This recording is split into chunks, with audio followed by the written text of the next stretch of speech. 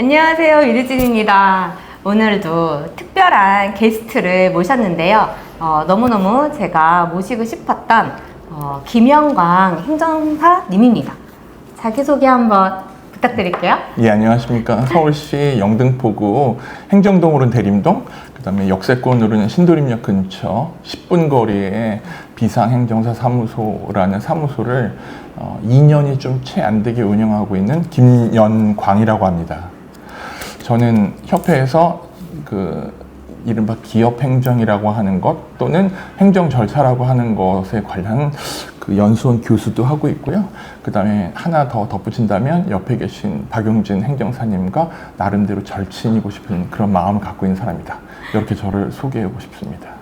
감사합니다. 예. 지금 멀지 않은 곳에서 계셔가지고 사실 제가 김포로 이사 오기 전에 그래도 목동에서 또 한 번 더 뵙고 그다음에 또 대한행정사회에서 강의를 하고 계시기 때문에 또 교수님이세요. 그래서 좋은 강의가 있을 때마다 공유해 주셔가지고 저도 굉장히 많이 배우고 있고 저한테는 지금 동료지만 저의 멘토이자 스승님이 그런 행정사님이세요.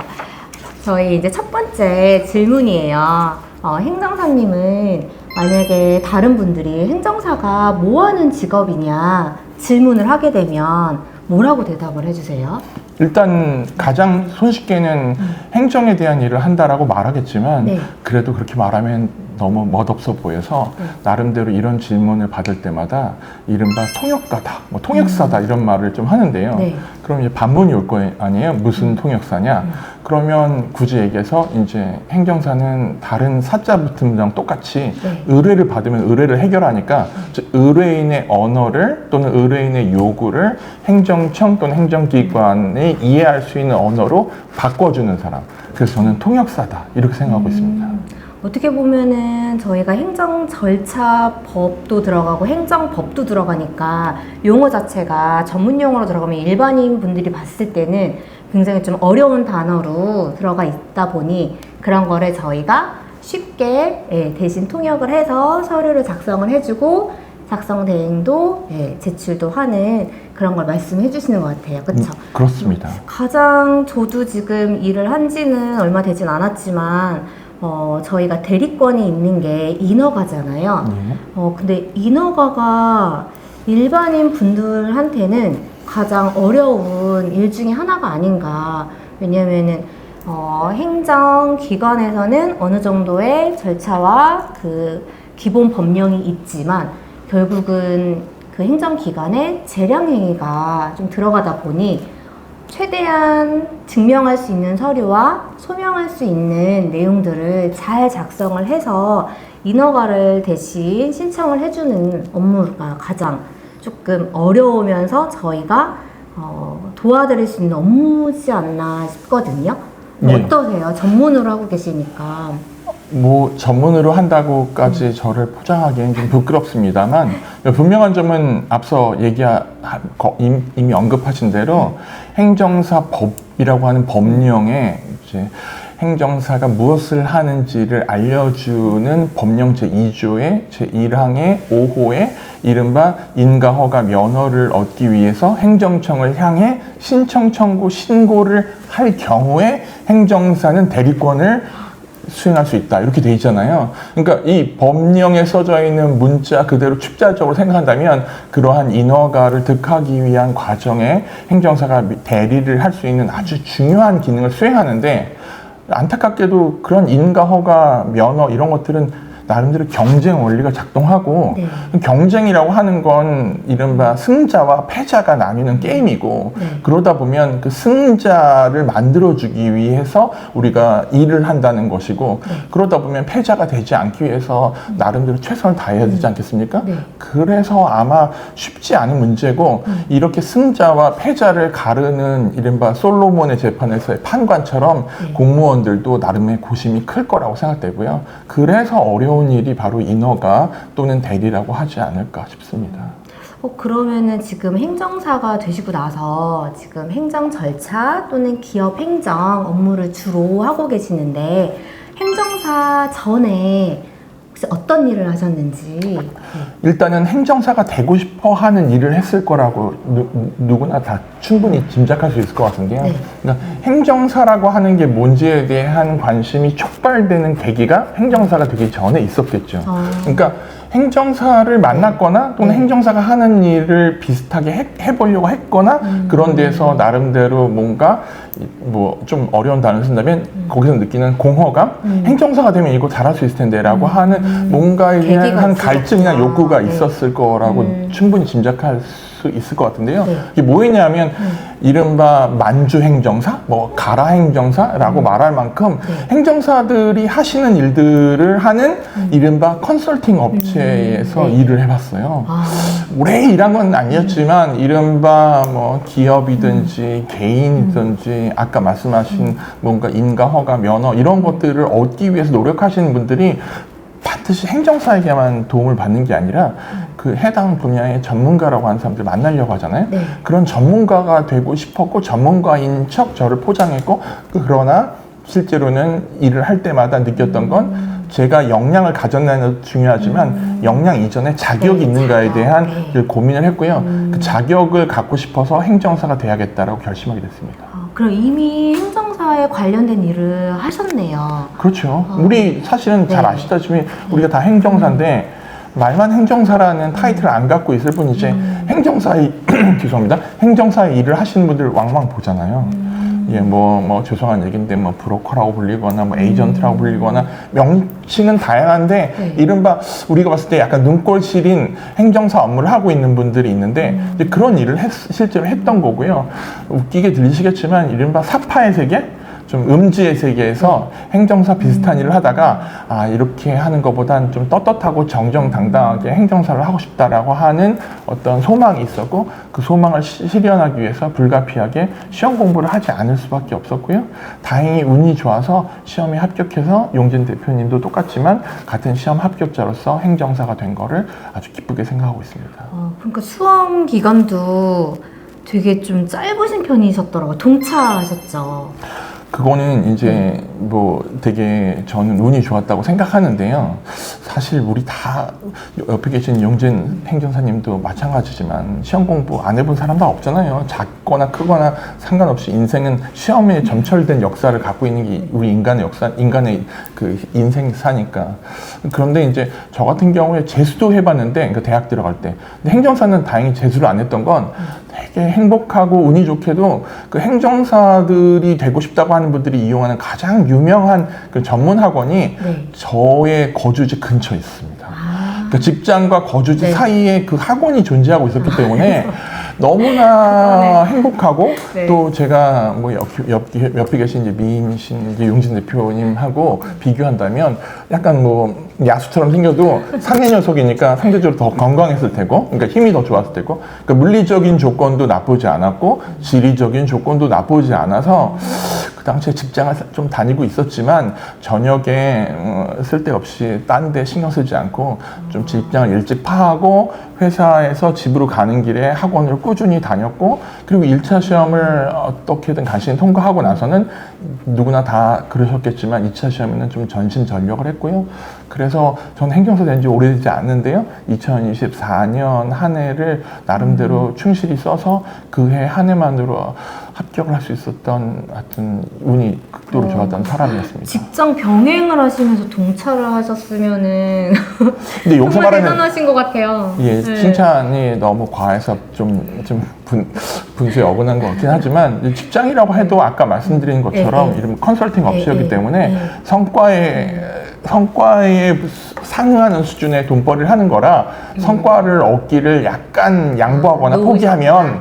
포기하면 네. 그 시간에 값진 다른 노력을 할 수 있다고 생각해서 돈 버는 노력을 조금씩 줄여가면서 이번에 꼭 한번 시험에 합격하겠다라고 나름대로 의지를 불태웠던 게 다른 분들보다는 조금 더 운이 좋았던 것 같습니다. 그래서 어쩐지 제가 이제 합격하고 나서 그 기업 부설 연구소 설립하는 강의를 하셨잖아요.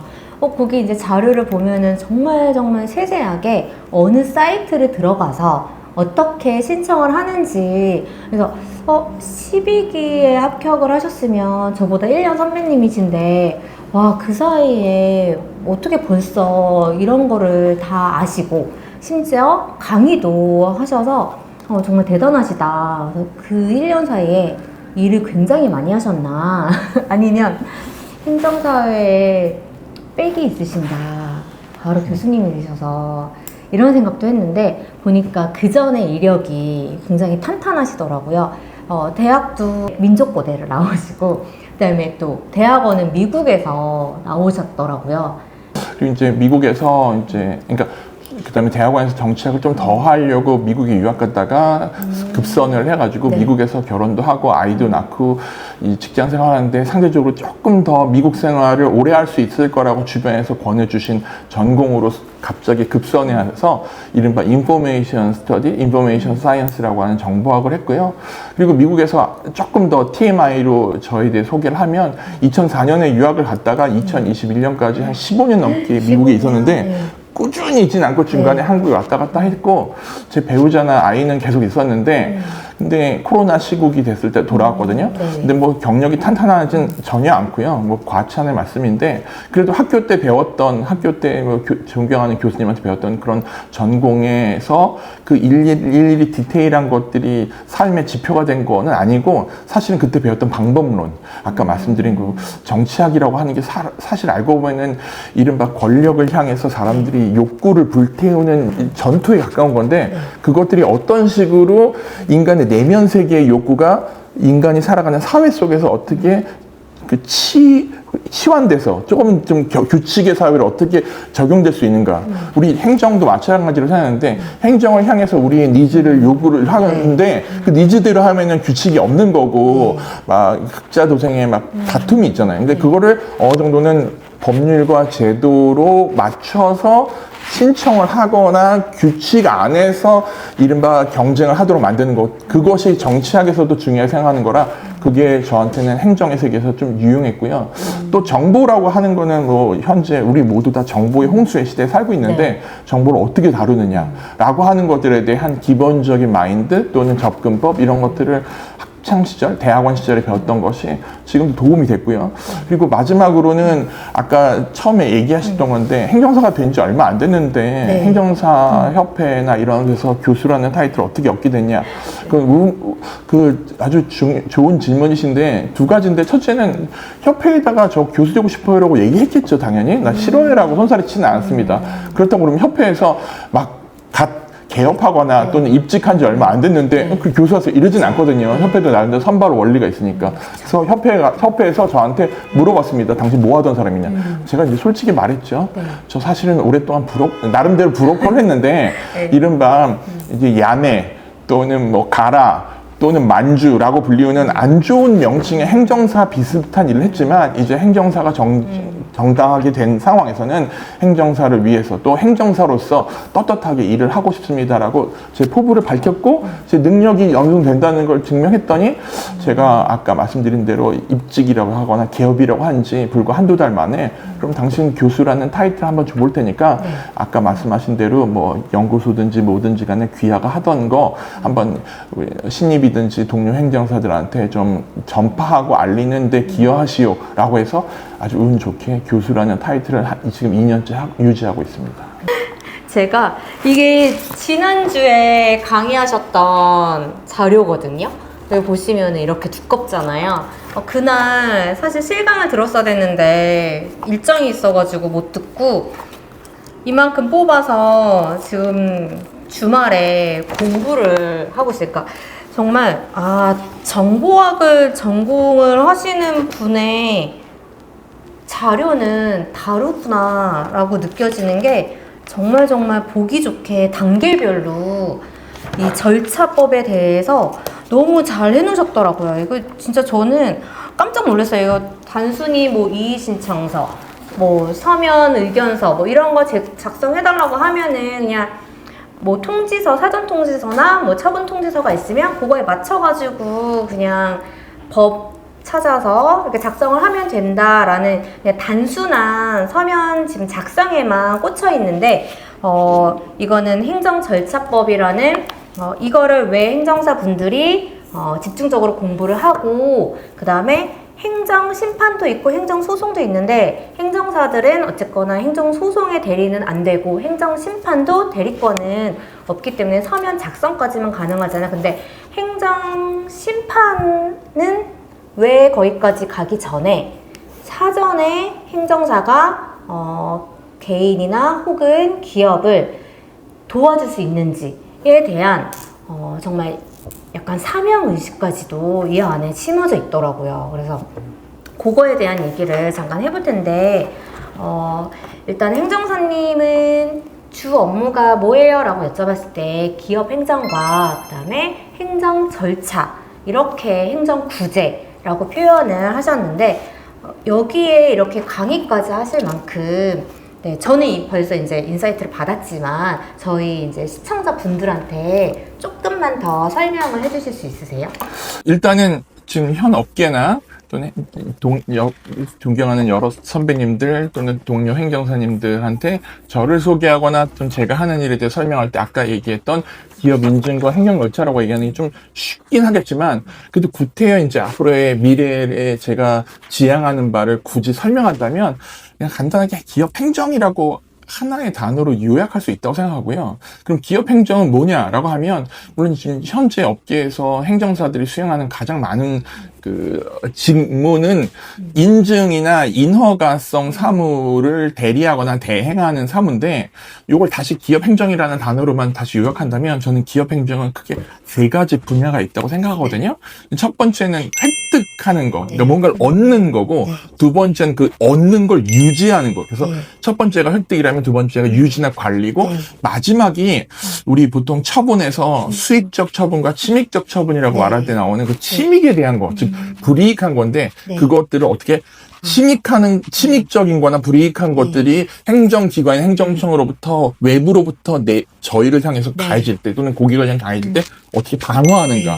그래서 요약하자면 획득하는 행정과 유지하는 행정과 방어하는 행정이라고 하는 부분을 우리로 하여금 우리에게 의뢰를 할 수 있는 잠재적 고객인 기업에게 제공할 것이냐. 뭐 요약할 수 있을 것 같아요. 다시 정의하자면 기업이라는 고객의 니즈는 획득하는 것과 유지하는 것과 방어하는 걸로 요약할 수 있고 행정사는 기업의 모든 걸 해결해 줄 수는 없지만 기업이 행정청이나 국가나 공적 기관을 향해서 그러한 업무가 필요할 때 전문적인 행정사의 외부적 조력을 받을 수 있고 그 조력을 행정사가 획득, 유지, 방어 단계에서 제공할 수 있으면 그것이 바로 기업 행정 전문 행정사가 아닐까? 전 그렇게 정의하고 싶습니다. 그러면은 사실 기업 인증을 의뢰를 받았을 때 딱 그 인증 업무를 하는 단발성 업무가 아니고 어떻게 보면은 기업과 관계를 계속 유지하면서 획득을 해드리고 그 다음에 또 인증을 뭐 갱신을 한다던가 변경할 게 있으면은 변경도 해드리고 그 다음에 혹시나 또 정부기관에서 뭐 조사가 나온다. 갑자기 뭐 사전통지서가 나온다. 이런 걸 했을 때 방어를 또 해드릴 수 있는 한 번 진입을 하면 관계를 맺으면 꾸준하게 조력을 할 수 있는 그런 업무네요. 결국 단발성이 아니고. 맞습니다. 지금 용진 행정사님, 용진 대표님이 제가 평상시에 갖고 있던 생각을 그대로 마치 제 머릿속에 들어갔다 나오신 것처럼 말씀해 주셔서 너무 고맙고요. 좋은 질문이자 좋은 지적이라고 생각하는데요. 저도 이제 행정사가 되기 전에 이런 비슷한 일을 했다라고 말씀드리고 또 이른바 행정사가 아닌 분들 중에도 타 직업계 전문가인 경영지도사님들도 기업 인허가나 기업 인증에 대한 이런 업무를 수행하시거나 조언을 하실 때 이제 기업 인허가 인증 이런 업무를 하면서 똑같이 느끼는 건 모든 인허가라고 해서 국가나 공적 기관이 수여하는 어떤 자격이나 신분은 시효가 있잖아요. 그러니까 영어 단어로 validity라고 하죠. 그러니까 한 번 수여된 것이 영구하지 않고 반드시 마무리되는 단계가 있거나 또는 renew라고 영어 단어로 표현하는 갱신 단계가 있잖아요. 그러니까 수여된 게 이른바 박탈될 수도 있고 취소될 수도 있고 심지어 무효화될 수 있다는 점을 항상 착 안 하고 착목해야 되고 그렇기 때문에 앞서 말씀드린 대로 획득하는 단계에서의 외부적인 전문적 조력도 도움이 되겠지만 그것을 유지하도록 또는 갱신하도록 중간에 도와드릴 수 있다는 것이고 끝으로는 심지어는 박탈이라고 해서 네. 신분이나 자격이 의도하지 않게 박탈되는 과정에서의 불이익하다는 어떤 외부적인 처분이 오거나 행정행위가 오면 그거를 나의 고객을 위해서 방어해 줄 수 있는 것으로 구성돼서 그래서 기업 행정이라고 하는 전체적인 그런 사이드, 전체적인 어떤 외관 하에서 핵심적인 업무 수행 방식이 획득하는 행정과 유지 관리하는 행정 그리고 방어하는 행정이라고 3분야로 나눌 수 있을 거라고 생각하고 그것을 가장 잘 보여주는 게 네. 기업 인증이라고 생각합니다. 기업 인증이 앞서 말씀드린 대로 얻기도 어렵지만 한 번 얻은 거가 이른바 창업이 쉽고 수성이 어렵다는 옛말처럼 도중에 잃을 가능성도 있어요. 시간이 지나면 잃고 또는 무슨 자격 요건이 미달한다고 하거나 요건의 보완이 요구되는데 그것이 미비하거나 스스로 자기 셀프 디펜스라고 하죠. 네. 자기 방어를 못하면 망한다고 해서 빼앗길 수도 있단 말이에요. 근데 그런 것들을 아무래도 농담처럼 들리시겠지만 옛날에 개그 콘서트에 나왔던 김준현 씨가 전문가 불러야 된다라고 한 것처럼 기업이 혼자서 내부적인 동력과 내부적인 자원을 통해 해결하기 어려우면 외부의 전문가에게 조력을 받아야 되고 그 전문가로서 가장 상시적이고 또 실효적으로 도움을 줄 수 있는 게 우리 같은 행정사가 아닐까 저는 감히 생각하고 있습니다. 그리고 지금 전문가를 불러야 된다. 이 포인트가 굉장히 중요한 게 행정기관은 시간을 계속 주지 않거든요. 딱 기한을 정해놓고 뭐 의견 제출도 2주 이내에 뭐 행정 심판이나 이런 것도 뭐 90일 이내 이런 식으로 기한이 정해져 있기 때문에 머뭇머뭇하다가 시간만 가고 그 기한이 넘어가면 할 수가 없잖아요. 맞습니다. 네, 그래서 어떻게 보면은 시간 싸움이고 그 시간 안에 어떻게 소명을 잘하고 네, 증명을 잘해서 방어를 할 수 있는지 결국 그게 행정 구제, 행정 절차 이게 다 연결이 될 수밖에 없겠네요. 그렇죠.